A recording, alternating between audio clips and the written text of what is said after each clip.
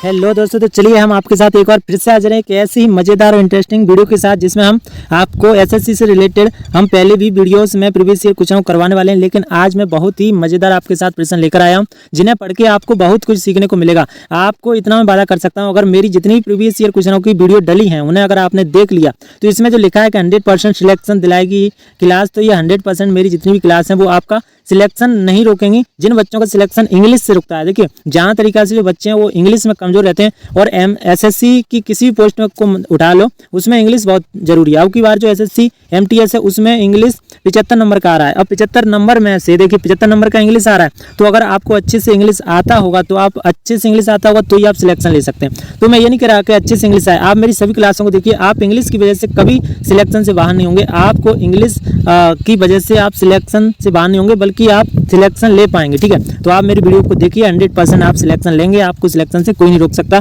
तो चलिए आज की क्लास बिना देरी करते हुए स्टार्ट करते हैं और आज के कुछ क्वेश्चंस देखते हैं जो कि बहुत महत्वपूर्ण है, परीक्षा की दृष्टि से बहुत ही इंपॉर्टेंट है। तो चलिए आज के इन क्वेश्चनों को हम देख लेते हैं। ठीक है, तो चलिए दोस्तों, तो आज का जो पहला क्वेश्चन होने वाला है वो होने वाला है select the most appropriate synonyms of the given word. यानी हमें यहाँ पे सिनोनियम्स देखना है। सिनोनियम्स का मतलब समानार्थी वर्ड, समानार्थी शब्द यहाँ पे जो दिया है। इनफ्लुएट, इनफ्लुएट का यहाँ पे समानार्थी देखना है, जो इसका अर्थ निकलता है वो ही दूसरे का अर्थ निकलना चाहिए। तो पहली बात तो हमें इनफ्लुएट का मतलब पता होना चाहिए। इनफ्लुएट का मतलब होता है क्रोधित करना, या किसी को हम जब क्रोधित कर देते हैं, क्रुद्ध कर देते हैं, जब हम किसी को क्रोधित कर देते हैं किसी कारणवश तो उसे कहते हैं इनफ्लुएट। तो इसका हमें सिनोनियम्स कौन सा होने वाला है, तो सिनोनियम्स यहाँ पे जो दिया है इनरेज। इनरेज का मतलब भी यहाँ पे क्रोधित करना होता है। जब हम किसी को क्रोधित कर देते हैं या किसी को गुस्सा कर देते हैं तो उसे इनरेज कहते हैं। ठीक है, तो यहाँ पे इनफ्लुएट का मतलब हो जाएगा इनरेज, इनफ्लुएट का सिनोनिम्स हो जाएगा इनरेज। अब देख लेते हैं यहाँ पे जो पहला ऑप्शन दिया था इंडोव। इंडोव का मतलब क्या होता है? इंडोव का मतलब होता है बंद करना या किसी चीज को प्रदान करना, वो होता है इंडोव। ठीक है,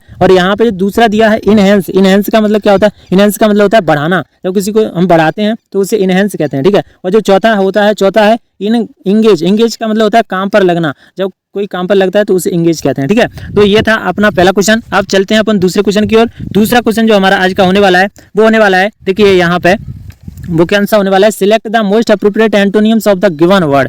यहाँ पे आपको एंटोनियम्स देखना है। वाल सिनोनियम्स था पहले क्वेश्चन में, इसमें एंटोनियम्स है। यहाँ पे दिया यहाँ पे दिया फेमिलियर। फेमिलियर का यहाँ पे हमें एंटोनियम्स, एंटोनियम्स का मतलब होता है बिलोम। यहाँ पे फेमिलियर का हमें बिलोम देखना है, उल्टा फेमिलियर का बिलोम। तो बिलोम यहाँ पे क्या होता है? बिलोम होता है स्टेज। अब स्टेज का मतलब होता है, देखिए फेमिलियर का मतलब क्या होता है पहले ये जान लेते हैं। फेमिलियर का मतलब होता है परिचित। जब किसी चीज से हम परिचित होते हैं तो उसे कहते हैं फेमिलियर। परिचित होते हैं तो उसे कहते हैं फेमिलियर, या उससे अच्छी तरीके से हम जानते हैं तो उसे फेमिलियर कहते हैं। ठीक है, और यहाँ पे जो दिया है स्टेज। स्टेज का मतलब होता है, इसका एंटोनियम उल्टा है, तो स्टेज का मतलब होता है अजीब। जब किसी चीज को हम देखते नहीं है, पहली बार देखते हैं तो वो हमें अजीब लगता है, वो हमें क्या लगता है? अजीब लगता है। तो यहाँ पे फेमिलियर का जो एंटोनियम उल्टा होता है। देखिए फेमिलियर का मतलब अच्छी तरीके से जब किसी से परिचित होते हैं, और स्टेज का मतलब जब परिचित नहीं होते हैं, एक अचानक से आ जाता है जो अजीब होता है हमारे सामने, उसे कहते हैं स्टेज। ठीक है, तो फेमिलियर का जो एंटोनियम्स होने वाला है वो स्टेज होने वाला है।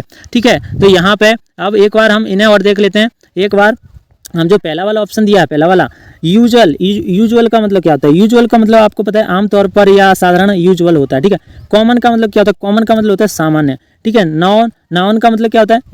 नाव का मतलब क्या होता है? जानना। तो यहाँ पे फेमिलियर का मतलब परिचित और नाव का मतलब जाना, ये इसका क्या है? सिमिलर है। ठीक है, लेकिन इसका एंटोनियम्स पूछा है, उल्टा पूछा है, तो उल्टा यहाँ पे ये होने वाला है। यानी फेमिलियर माने परिचित, जानने वाला, और स्टेज माने जो अजीब होता है जिसे हम जानते नहीं है। ठीक है, तो चलते हैं आज के तीसरे क्वेश्चन की ओर। तो जो तीसरा क्वेश्चन होने वाला है वो होने वाला है, देखिए यहाँ पे दिया है select the most appropriate option to submit the underline segment in the given sentence if there is no need to substitute it, select no improvement. यहाँ पे अपन को क्या करना है, जो अंडरलाइन वाला सेंटेंस, इस सेंटेंस में जो अंडरलाइन है उस शब्द को देखना है और उसमें देखना है कि गलती है या नहीं है। अगर गलती नहीं है तो आप नो इम्प्रूवमेंट वाले ऑप्शन को आप चूज कर सकते हैं। ठीक है, तो यहाँ पे दिया not only the patient but also the children were sad at leaving the home. यहाँ पे दिया वट आल्सो, मतलब यहाँ पे दिया है कि लिविंग द हाउस, के घर को छोड़ते वक्त पेरेंट्स ही नहीं बच्चे भी क्या थे? दुखी थे। ठीक है, तो यहाँ पे क्या होगा?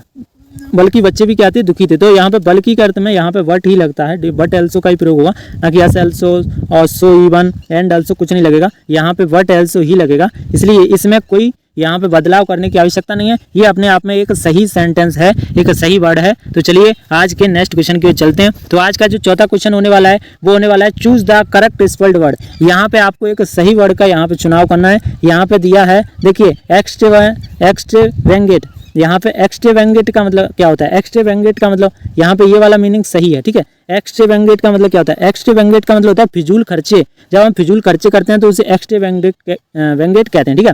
तो यहाँ पे देखिए एक एक वर्ड का एक एक अक्षर का ही यहाँ पे डिफरेंट होगा सभी मीनिंगों में। तो ये सारी मीनिंग ना गलत दी हुई हैं, ठीक है। एक एक वर्ड एक एक अक्षर का यहाँ पे मिसप्रिंट है सभी में, बल्कि मीनिंग एक ही है। ये वाला मीनिंग सही है और इसका अर्थ होता है फिजूल खर्चा करना, ठीक है। तो चलते हैं नेक्स्ट क्वेश्चन की ओर, जो हमारा आज की वीडियो का आखिरी क्वेश्चन होगा। तो इस क्वेश्चन को हम देख लेते हैं, ठीक है।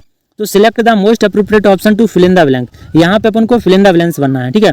आई विलड इन द हॉस्पिटल टुमारो, के मैंने देखिए हैव डोनेट यहाँ पे दिया कि मैंने डोनेट किया ब्लड को, हॉस्पिटल में डोनेट करूंगी। यहाँ पे देखो टुमारो, अब इससे कैसे देखें? टुमारो से हमें पता चल गया टुमारो माने क्या होता है? टुमारो माने होता है आने वाला कल, जो भविष्य में आता है उसे कहते हैं टुमारो। तो जो भविष्य में करने वाला है डोनेट, तो भविष्य के लिए भविष्य की ही शायद क्रिया लगेगी ना, फ्यूचर टेंस की।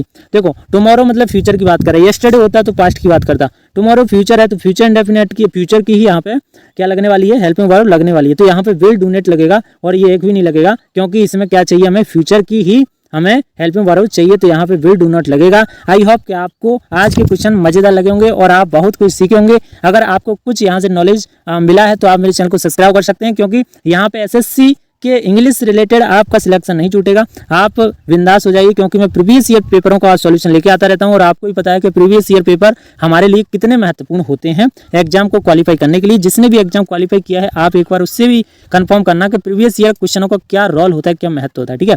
तो आप मेरे चैनल को अभी सब्सक्राइब कर सकते हैं और मेरे वीडियो अगर अच्छा लगा हो तो उसे लाइक करिए। आपका बहुत बहुत धन्यवाद मुझे इतना प्यार देने के लिए, ठीक है। फिर मिलते हैं ऐसी किसी नेक्स्ट वीडियो में ऐसे ही मजेदार क्वेश्चनों के साथ। तब तक के लिए बाय बाय, टेक केयर, जय हिंद, जय भारत।